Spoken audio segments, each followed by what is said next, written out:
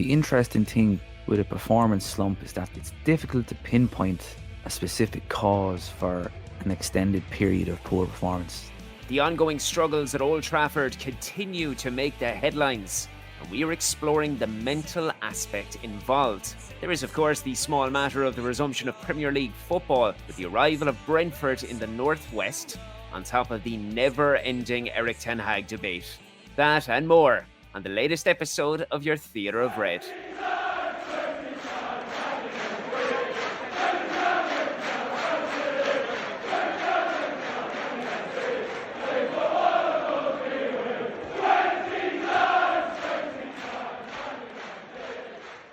Following 2 weeks of yet another break from club football, Manchester United return to action tomorrow against Brentford in the Premier League. They have to deal with a host of new injury concerns, adding further fuel to an already blazing fire. But we are entering a period of massive potential to overcome the most abject of starts for Erik ten Hag and his under-pressure squad. Now, joining me today is a man who bleeds this great football club. Outside of his contributions to the brilliant Red News, Jimmy Williams is a respected psychotherapist and host of the two-time award-nominated Prestige Performance podcast. Jimmy, you are very welcome to the show. How's everything with you? Good morning, how are you? I'm very well, thanks. First and foremost, for those unaware, the Prestige Performance podcast takes an in-depth look at a topic that many are either unaware of or that they're afraid to get stuck into. I'm fascinated by it. So for anyone listening who might be curious, what is the focus and the primary goal of your show? So Prestige Performance started originally as Red Devil Talk about 5 years ago. I was interviewing ex-United players, so like Gary Neville, Kevin Moore and Martin Buck. And over time, Shaun, I kind of felt like I was limiting myself. I wanted to cover more than Man United. I wanted to bring more of myself into my work, so I brought my professional work into it. So yeah, Prestige Performance, we focus on the psychology of sport. So there are 4 contests, if you want, in every sport. There's the technical, tactical, there's the physical, but there's also the psychological. I think the psychological one is the one that's maybe less looked at. I think it's improving over the last decade, 20 years.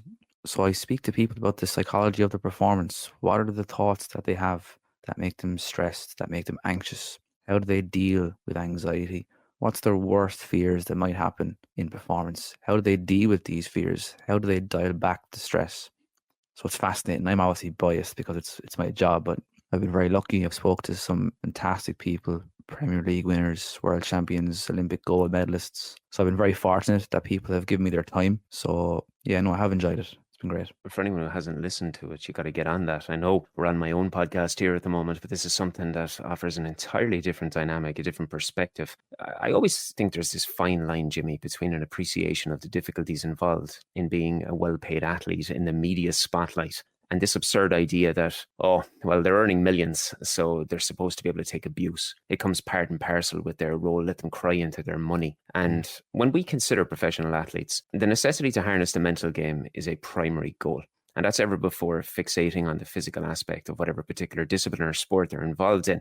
I've had the privilege of working alongside an abundance of athletes in my career, everything from grass to horse to court to course, and each has their own way of channeling their own required tools.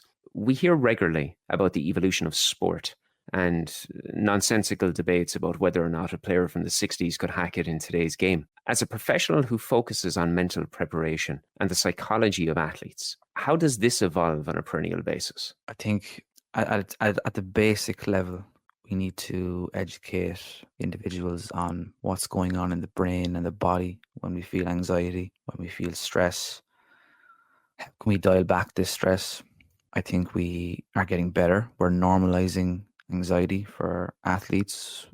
We're normalizing the kind of thoughts that they have, because at the end of the day, as you kind of touched on, these are humans. And at the end, I don't agree with this idea that just because they're earning 300 grand a week, they're there to be shot at on Twitter. For example, if you look at Harry Maguire, the treatment that he received for a long time, and not just Maguire, there's every weekend there's a player on Twitter and Instagram getting abused. I don't agree with it. I don't think it's right. But I do think we're getting better, but there's so much pressure of being an elite athletes. You know, there's the awareness of them in public. There's the expectations from coaches, from fans. There's the public scrutiny, there's a social media abuse.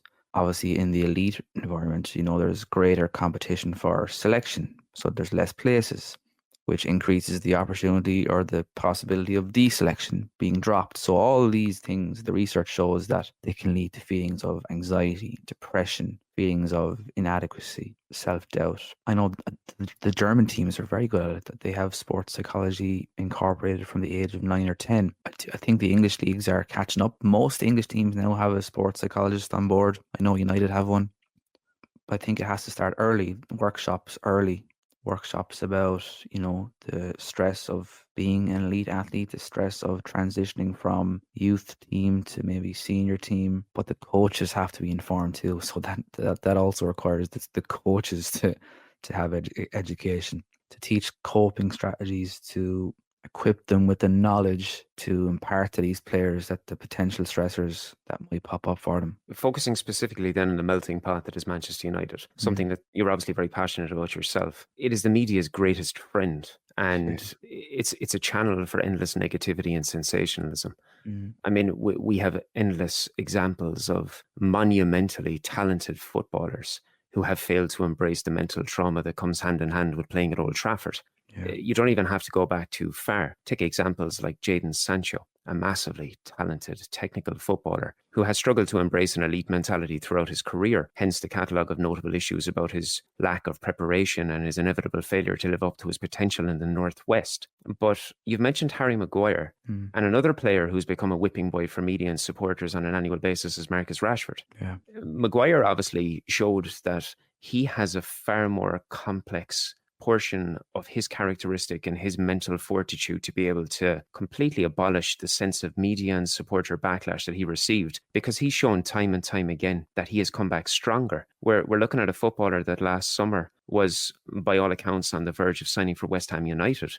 And despite clearly not being in the manager's first team plans, has continued to train, has continued to work hard, and has forced his way back into recognition in that first team. He's no longer an individual that people lament. He's more so an individual who's receiving plaudits. And then when you look at Rashford, this is a guy who's known to be an introverted character, who, I suppose, to the everyday supporter is very much a confidence player. He clearly works on his individual game, as we've seen in his training videos throughout the international breaks. But then at the same time, he often cuts a disgruntled figure on the field, sometimes looking as though he doesn't want to be there, or whether or not it's that he's uncomfortable or that he just doesn't want to be on the football field. That is for him alone. But how do you view Rashford from a psychological standpoint?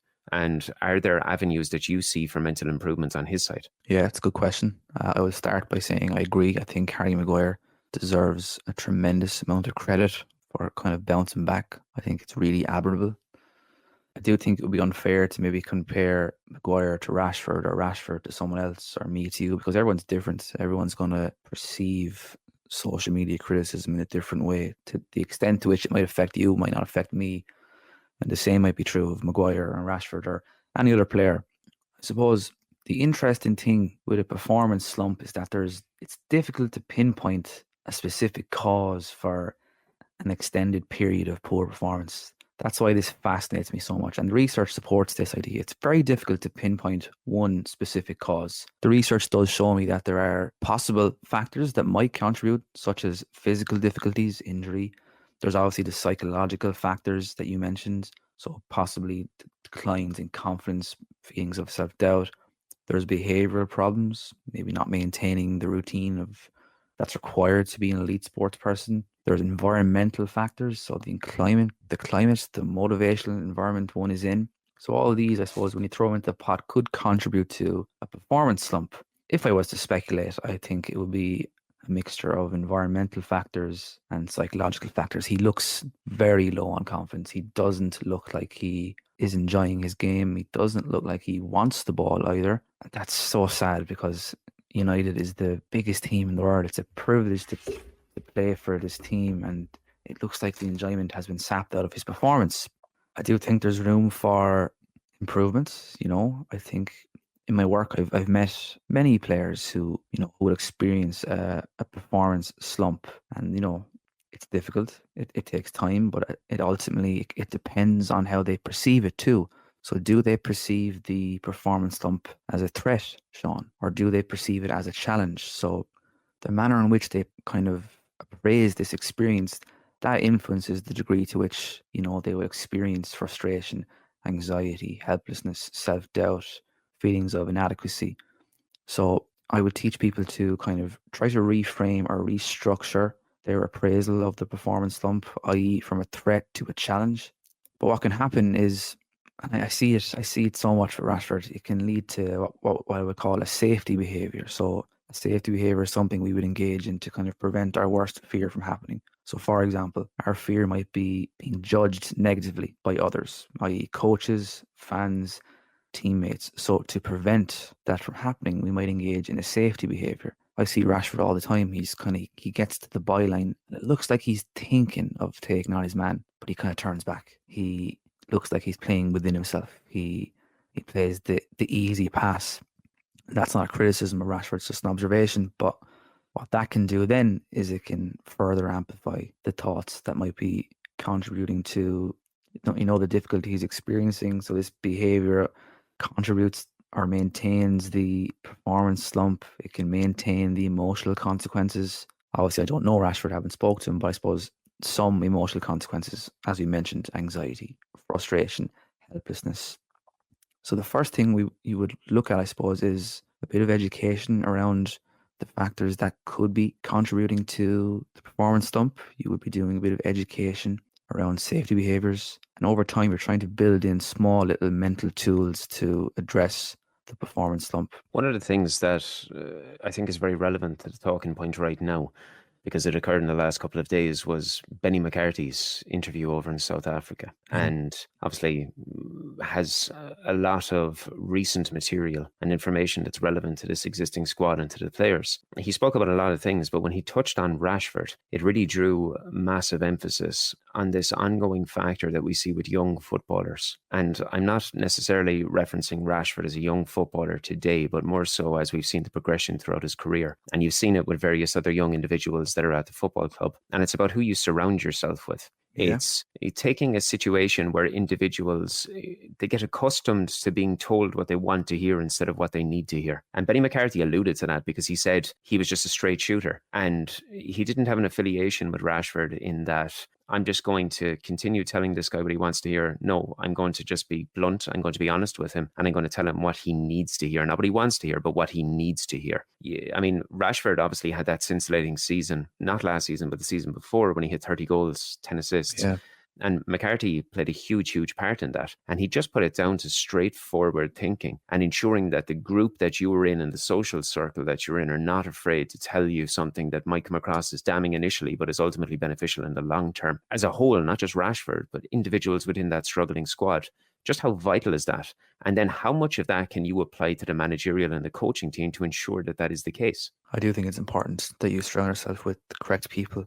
I also wonder though, you mentioned the season he scored 30 goals. So I don't personally think Rashford is at that elite level. So sometimes I think he's judged off an unfair level. I don't think he's at that level. And I wonder sometimes it was the 1 in 5 season. Was that the outlier? Does that make sense? Yeah, it makes sense. And I suppose you're looking at it that, was it just an anomaly? Was it somebody, will say, if you want to take a modern metrics and statistical side of it, was he massively overachieving on his XG and his expected assists? And as a result, he's now become a victim of his own overachieving success in that one season. Is that what you're aiming at? I wonder that sometimes because, not in a bad way, I don't think he's at the elite level. I think he's a very good player. And I think sometimes he's judged as an elite player when possibly he's not that. Possibly we saw him outperforming for 1 year. But yeah, to go back to your question, it is important to surround yourself with the correct people.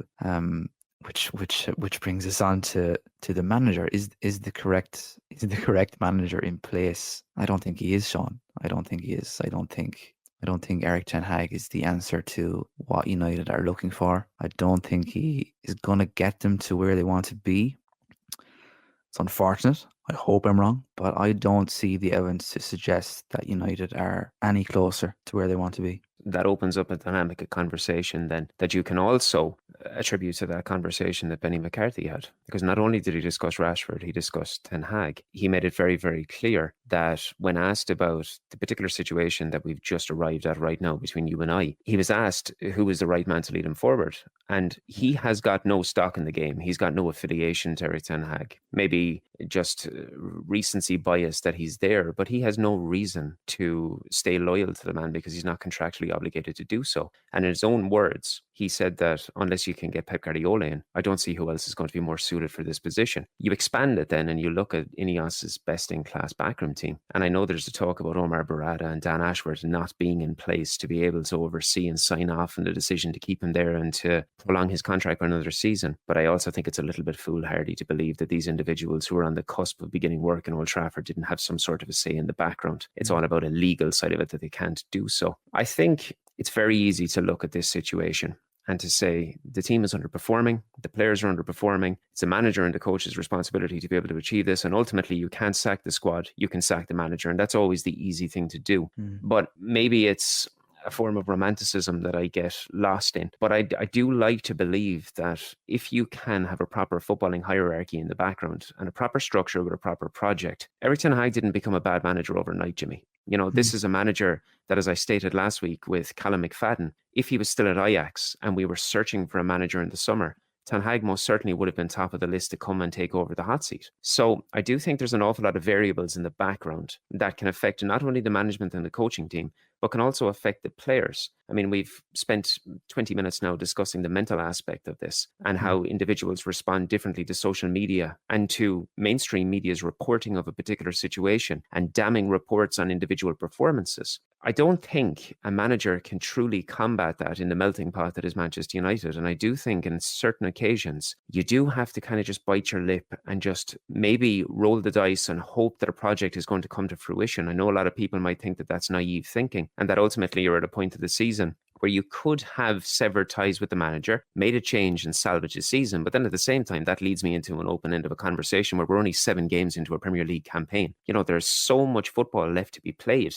And something I was going to touch on, looking at it from this age-old adage of a glass half full or a glass empty. It's very easy as a Manchester United supporter in the bleak scenario that we've been in for the last close to 2 decades to just look at a glass being constantly half empty. But Manchester United are only 6 points off the top 4. They're still in all the domestic cups and they still have more than enough of an avenue to qualify in European competition. Before I bounce onto the football and Ten Hag, I do have one further question that I want to touch on the sort of the mental side of it and the psychological side.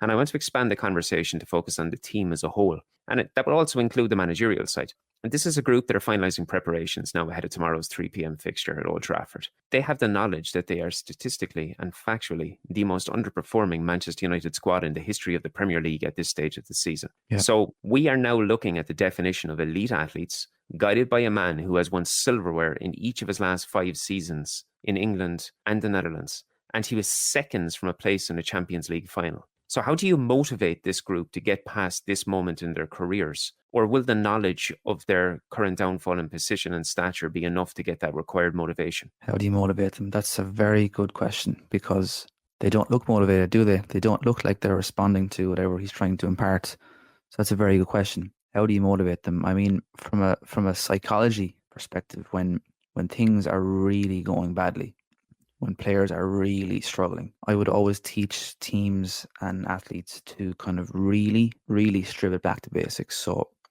outcome goals, process goals. So an outcome goal is maybe to win the game. The problem with an outcome goal is you can't control that. It's not very specific. It's not controllable. It can cause anxiety. With a process goal, you are looking at the smaller steps to kind of that you can control to contribute to the bigger outcome. So from a team perspective, I would have often have broke defenders, midfielders, and forwards. I would break them into 3 groups, and we would kind of develop collaboratively. You might edit that one out, of course. You're all right. And we're looking at a shared mental model. So I call it a performance plan. So what's our 3 process goals? So for the defenders, it might be tall body language, positive attitude. It might be courage in every header. Really basic stuff. You're trying to really control what you can control. So your focus is not on, I have to win the game, I have to score a goal. It's purely on what you can control in every moment of the game. So the idea is that by trying to control what you can control as much as you can. And I will direct people to Dan Abrahams. He's a very respected sports psychologist. He has a phrase. He says, take control of your performance as much as you can. So when it's going bad for you, when it's difficult, I always encourage players and teams to control your performance as much as you can. Take control. What can you do that you can 100% control? So I think when it comes to a difficult spell like this, it's a cliche, isn't it? Really, it's always you hear it all the time. You're going back to basics. I think that's what United need to do. They really need to go back to basics because what they're trying to do isn't working. They're not responding to this manager. They need to try and really break it back down to basics to try and get some results to kind of stable the ship short term. Long term, hopefully, yeah, the manager can get it right and it can improve. But short term, they need to get results now. I've mentioned Brentford, and Yeah. obviously we know that we have a necessity to action from this side. Ten Hag is going to be locking horns, ironically, with a potential successor to his Yeah. seat in Thomas Frank. Now, despite Brentford's mid-table position, we know the threat that this side offers, particularly through Brian Mbeumo. But the one thing that I will say, outside of recent difficulties, outside of a lack of inspiring clinical nature in the final third, history is favourable for United in this fixture because they've won the previous 5 Old Trafford league meetings by an aggregate score of 13-2. If there is any way in that dressing room for players to separate, we'll say, recent results and look at how history has gone against Brentford and how dominant Manchester United have been in the Northwest against them. I mean, the world knows that now is the time for this squad to stand up and to take responsibility for where they stand, from players to coaches and the manager. It's very, very easy for footballers to point the finger of blame at a coaching staff and to ultimately throw a manager under the bus. That's not necessarily what they're doing. And even at times this season, when it's looked very, very abject, there is still fight. You know, you see players running into the ground for the last 15, 20 minutes of a game. So it shows that they do care. So keeping all of that in mind and everything that we discussed, how do you view the fixture playing out, considering the potential implications that are behind it? I mean, you would hope they come out and they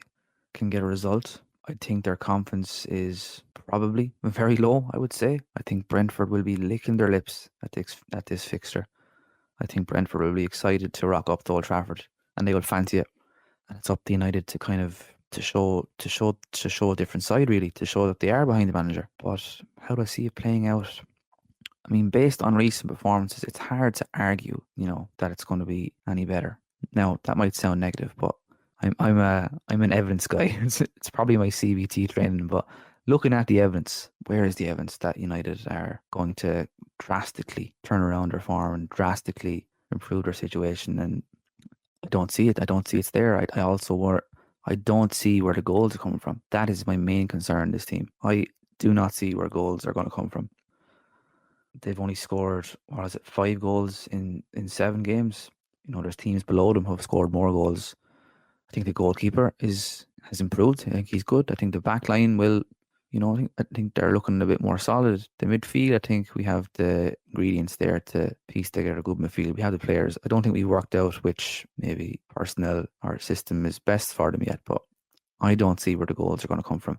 And that's my concern tomorrow. I think you can look at it, yeah. And from just facts and figures, 5 goals in 7 games is obviously not good enough. You can elaborate and you can say, well, in those fixtures, there was also 17 big chances put in a plate and missed, which is kind of supporting the backdrop of what you're saying about not seeing where the goals are coming from.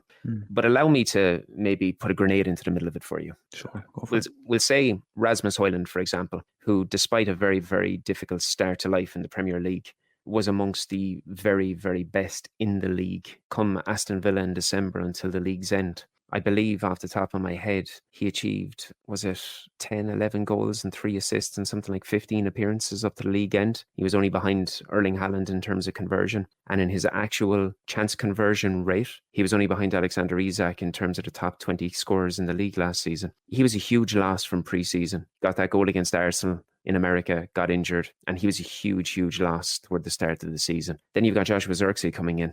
A lot of people are very skeptical about what he can offer the team in moving forward. But then again, this is this age-old thing that a footballer is not allowed any time to integrate into his new team, into his surroundings, into a country in a league, just because he plays for Manchester United.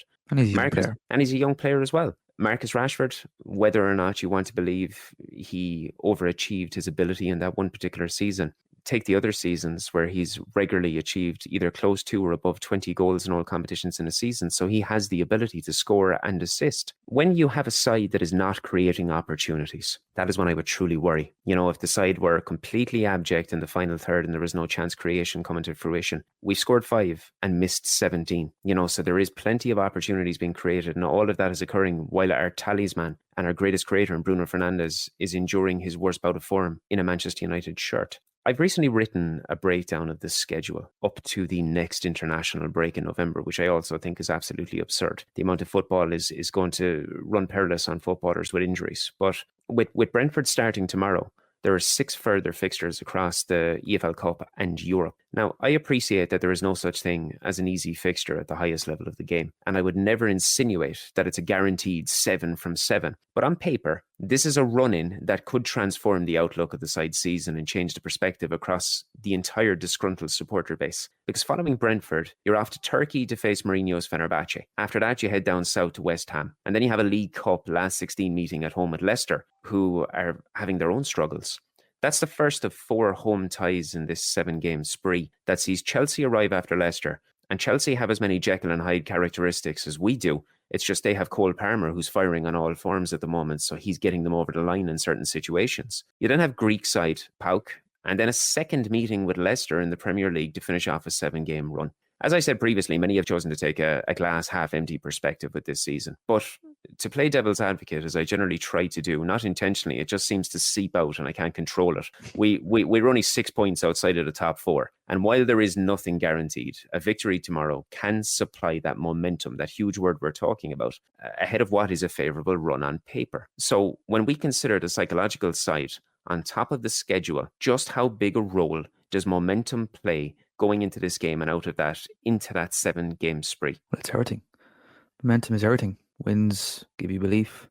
Without belief, you don't have confidence. Without confidence, what do you have? You don't have much.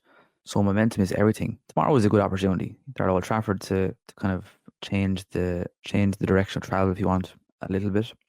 I hope you're right. I really do hope you're right. As the old saying goes, though, Shaun, football's not played on paper.